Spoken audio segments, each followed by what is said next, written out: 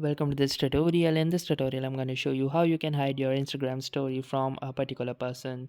So for example, if I have added this Instagram story right here, as you can see, and now if I wish to hide this story from a particular person without blocking them or without deleting this story or without making them unfollow me, then what you got to do is simply click on this more options at the bottom right, and once you have clicked here you can see this option which says go to story settings.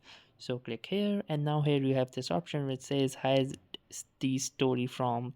So simply here you can see that it is 0 people. Click here and it will list out all of your followers who can actually view your story. So for example, I don't want this person to view my Instagram story, so I can simply click on this tick mark icon and click on this done button, and here you can see that they have been successfully restricted from watching my story until I change the setting.